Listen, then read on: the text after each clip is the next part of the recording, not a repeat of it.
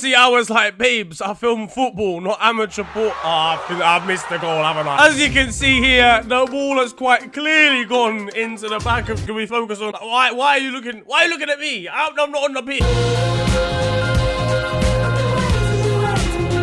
Yo guys, it is your boy Niran here, and you are watching FTW. This of course is a series where I bring to you the best and more frequently the worst of what football has to offer during the last 7 days. But what's been kicking off in the world this week? Well, one lucky individual from the UK won a record £184 million from the Euro Millions jackpot. So here I am, CPM in a skip, when I can just do this. This is how many Euro Millions tickets I'm getting next week. Probably around 95, 96, was it? 94, 95, 96? No, 95, 96, I'd say 97. Genuinely a life-changing amount of money here, innit? However, you're from the UK, so have fun spending that on 2 months' worth of electricity bills. Or you could pay for Kylian Mbappe's new wages for approximately 3 minutes. On to the football though now, and Manchester United may have hit an all-time low as they confirm their worst Premier League points tally with a 4-0 embarrassment versus Brighton. You're only meant to concede expected goals to these lot, not actual goals. Nice of United after UEFA corruption over the years to boycott European competitions. On a level, they're not getting Champions League. They're probably going to struggle to get Europa League. They're not getting in the EU. They're probably not even qualifying for Eurovision. From the public,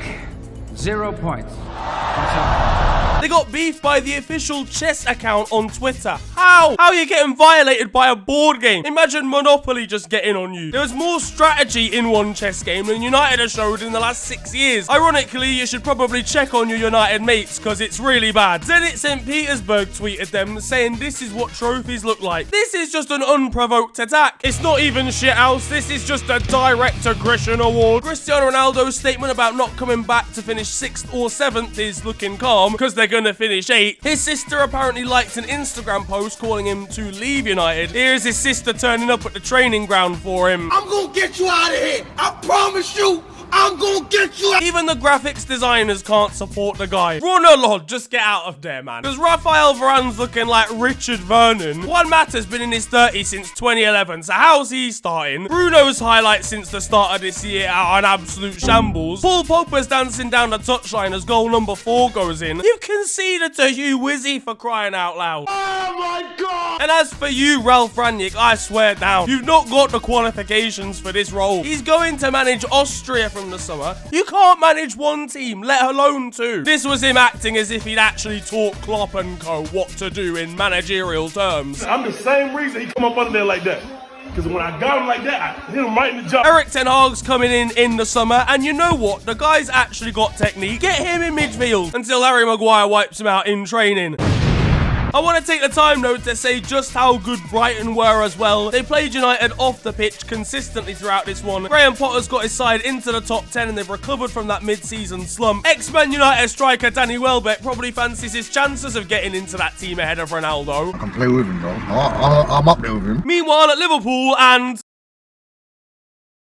Well, here we go again. That's quite astounding. But listen, it's already bad enough as it is without Erling Haaland at City. We're unlikely to win the league now, let alone when he arrives from Dortmund. Get me out of here, man. We're transferring to the Eredivisie. I want to play in the Netherlands next season. Do a foreign exchange. The Premier League can have Vitesse. A Heung-min Son goal saw Spurs take a point from their clash versus Liverpool and saw the Reds lose vital ground versus Man City in the title race. 20 goals for Heung-min Son in the league now. Just imagine what Heung-min Dad can do. No, that was terrible. No. Great for Tottenham's top 4 hopes as well. Slovenian side NS Mura will be gutted they're not going to be facing them again in the Conference League. And it means that Spurs are now unbeaten versus City and Liverpool this season. Despite helping this City side, Pep Guardiola isn't picking up Harry Kane's phone calls. Just play me and Erling at the same time, innit? I swear. But props to Tottenham. They're a much better side these days. And for us, I mean, we can't be perfect every game. But this is a pretty big blow to the quadruple hopes. Thankfully, we made some sort of comeback by beating Villa 2-1. Now, Stephen, you're a once Liverpool captain and, of course, club legend. Are you planning on letting Liverpool win? Yeah, of course.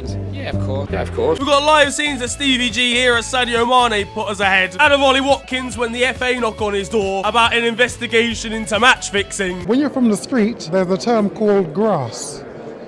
That you can't do. I come from the street, so no. But I'm joking. To be fair to Villa, this was an actually mad tough game. Though I don't know at what point we re-signed Danny Ings. Philippe Coutinho was not happy that Alisson and Virgil van Dijk stopped him from scoring after the Barcelona move made their deals happen. Respect. We've got Ezri Konsa's conversation to Gareth Southgate, seeing Tyrone Mings get call-ups over him. No, is there something wrong with man? No, brother. No, there's not.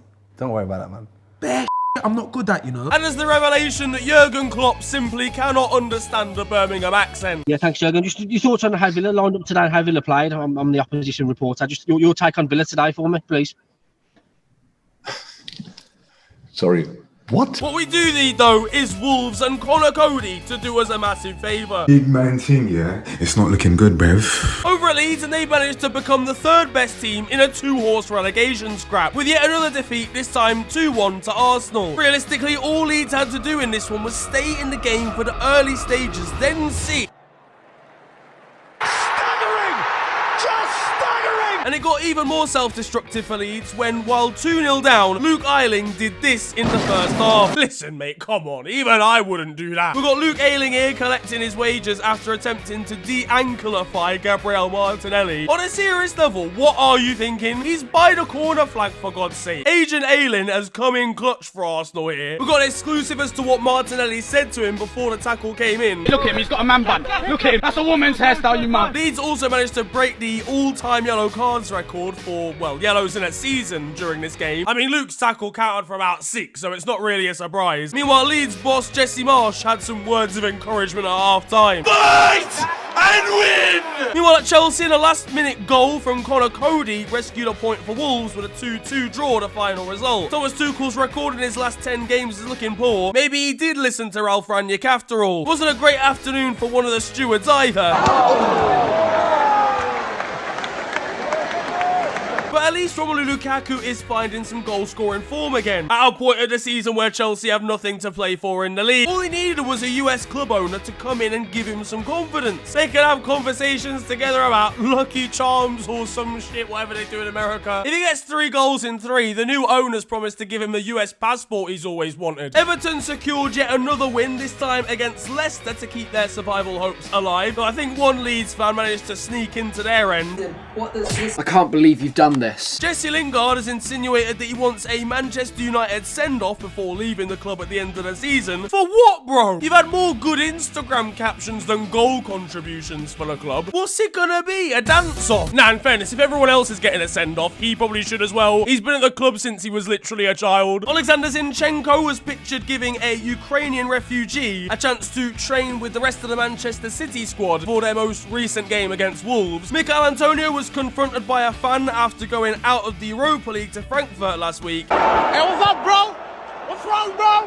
What's wrong, bro? My money's good, dog. Your money what? My money's good. Your money what? Yeah. Get out of here! I mean, he's a brave guy. Mikel Antonio is built like a caravan. West Ham have also offered Declan Rice an 8-year contract this week with improved wages. 8 years? What is this, military service? Sign it, and then we can talk about it later. Roy Hodgson said his final goodbyes to the Premier League after Watford's last home game of the season to the Crystal Palace fans. Look, he's old, alright? He's forgotten who he manages. Danny Welbeck was pictured suited up with Tariq Lamptey and posted a pic with a caption of him taking Tariq Lamptey to parents' evening. The man schooled United and his teammates in the same week. Mark Cucurella won himself some Brighton Club Awards this week, but seemingly doesn't want to go through that pressure again next season. 2 awards in one night in your first season. How does that feel? No, it's better. It's not possible.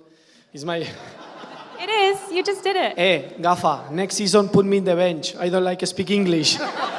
Man City posted this tweet to celebrate the career of Yaya Toure. Look, listen, he's not going to overturn the curse, alright? It's too late for that. Meanwhile, Fulham prepared for Premier League life by losing 4-0 to Sheffield United at the end of the season. After scoring 43 goals in the Championship, Alexander Mitrovic is firmly ready to only get 5 next season. Meanwhile, Chelsea women won the Women's Super League over Arsenal on the final day of the season this week. They celebrated on Instagram by mocking the celebration Arsenal women's manager had done to them on on the first day of the season. It's a shithousery award for Sam Kerr and co. Meanwhile, James Corden is being rumoured to replace Gary Lineker on Match of the Day. I do not care, I'll take him back to the US myself. I would genuinely rather see Michael Owen chat shit about planes for 2 hours. This is no ordinary chopper. It's got special powers, and once we're airborne... In France though now, and there's wild scenes coming out of Lyon, where Brazilian centre-back Marcelo has allegedly been suspended from the club for farting in the dressing room and then laughing about it at a serious time. Their CEO, Juninho, must have been waiting for an excuse to get rid of this guy. Am I sacked?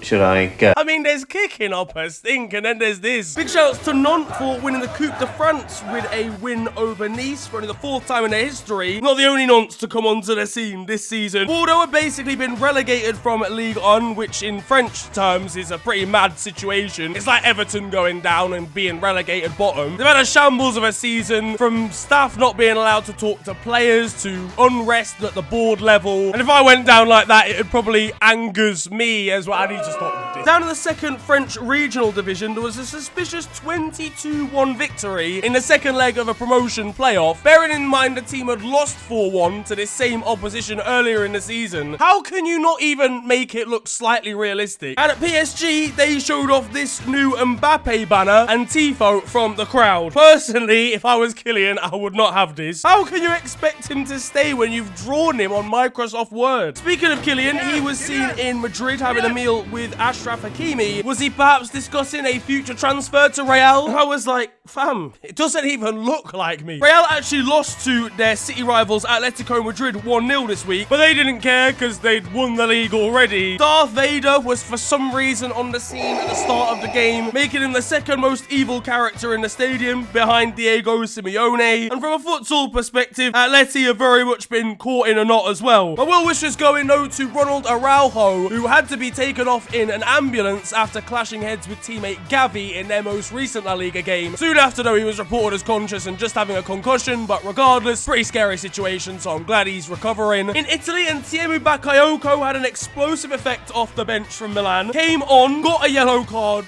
10 minutes later, came off again. This is football heritage. It's nice to see Tammy Abraham getting some love at his new home over in Rome.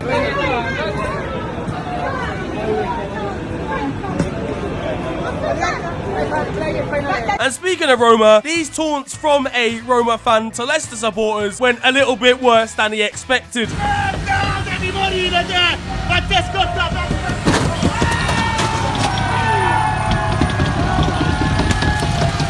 Meanwhile, in Germany, and Alphonso Davies seems to be kicking off a rap career.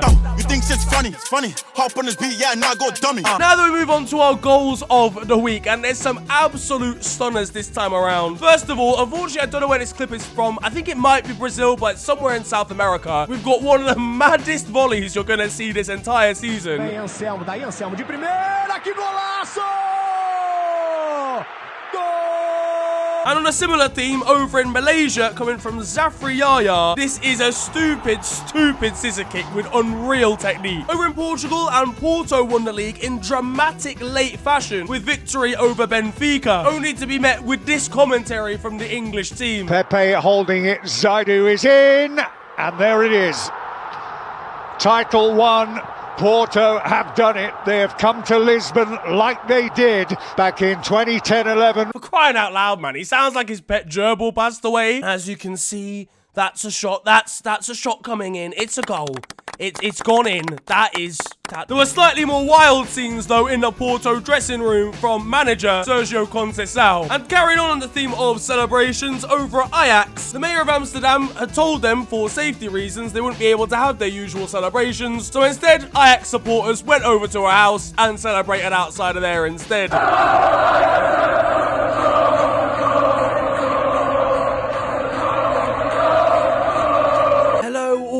And welcome to The Beautiful Game, the segment where we take a look at the poetic and brilliant side of the game that we love. We are back by popular demand for yet more glorious beauty.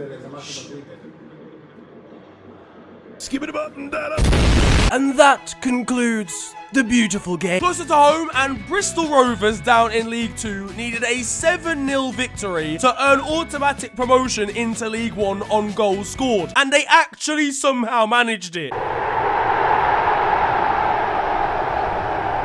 This has to be match fixing, I'm sorry. They played already relegated Scunthorpe United, who were playing their under-12s. One other crucial goal in this whole storyline came from Barrow's Josh Kay, who without this, Bristol Rovers would have had to win 8-0. He was accepting PayPal donations from Bristol Rovers supporters to help him get their club promoted. Cheers, mate. Don't intend on sending you a penny, but have a great summer, for God's sake. In the Championship, and Reading's goalkeeper has had a moment to forget up against Luton Town.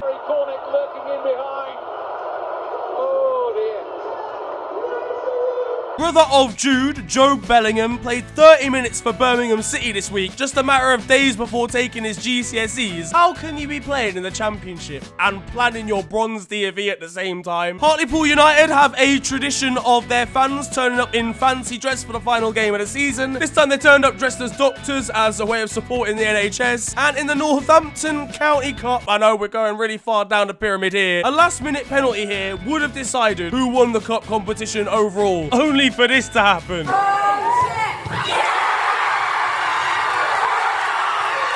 Up in Scotland, we've got a shot that seemingly drifts harmlessly wide of the far post, but it turns out it was firmly on target. In Portugal, and one Benfica fan seems to be a little bit outside of his natural habitat here.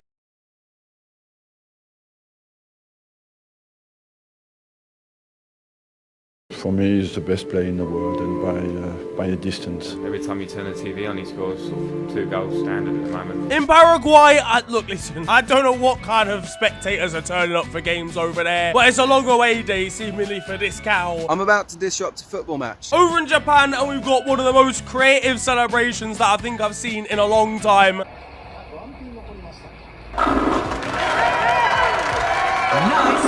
Staying in Japan, and after a misplaced back pass, a goalkeeper in question here had to palm the ball away to prevent it from going in. Now, obviously, that's a back pass, so his opposition had an indirect free kick from about 6 yards out, only to fuck it up completely. I don't know where in the world this is, but we need a police investigation because we've got a fan here dipping his hot dog in his beer. No.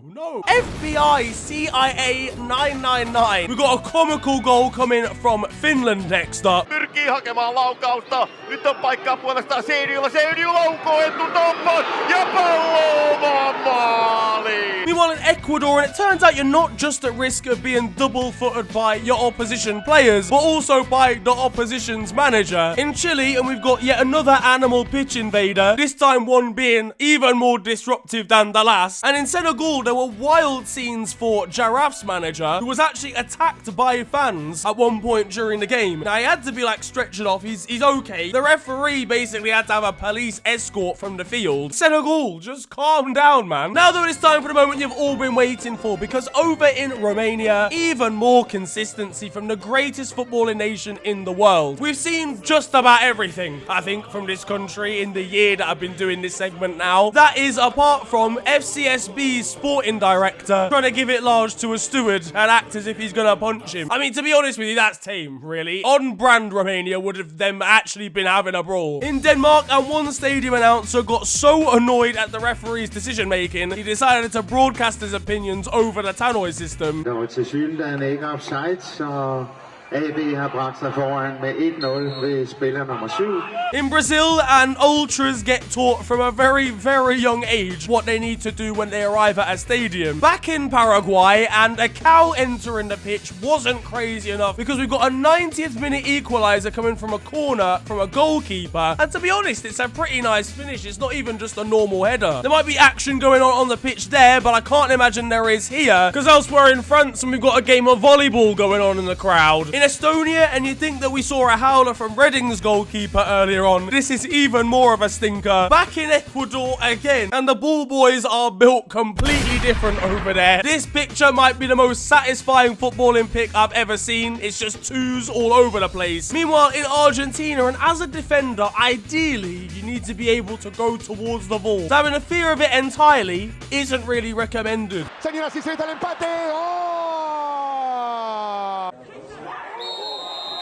Now though, it's time for Still 0-0, and you guys know the score by now. This is a segment of the show where I bring to you the best of Sunday League and amateur football. I'm just gonna get straight to the point here, alright? We all know what the bread and butter of Sunday League and amateur football is, and that is catastrophic challenges coming out of absolutely nowhere. So today, this week, I bring to you probably one of the worst challenges I've ever seen in the game.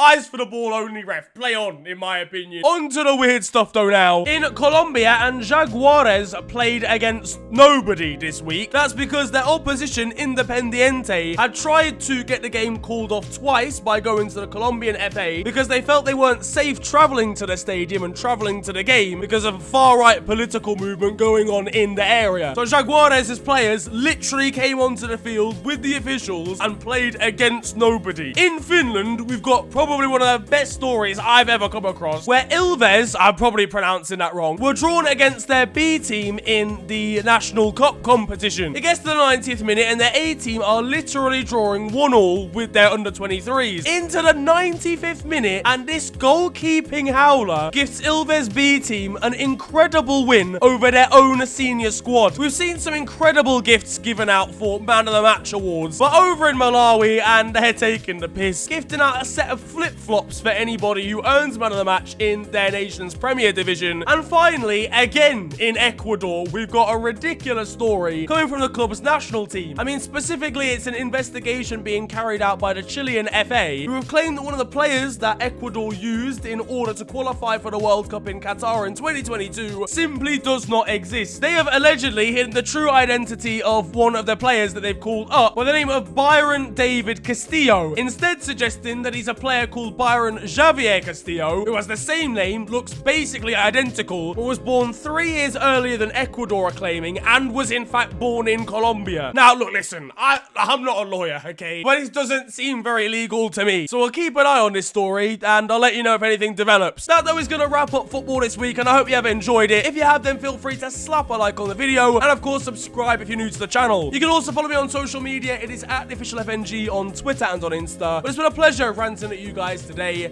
Have a wonderful day, enjoy yourselves, and goodbye.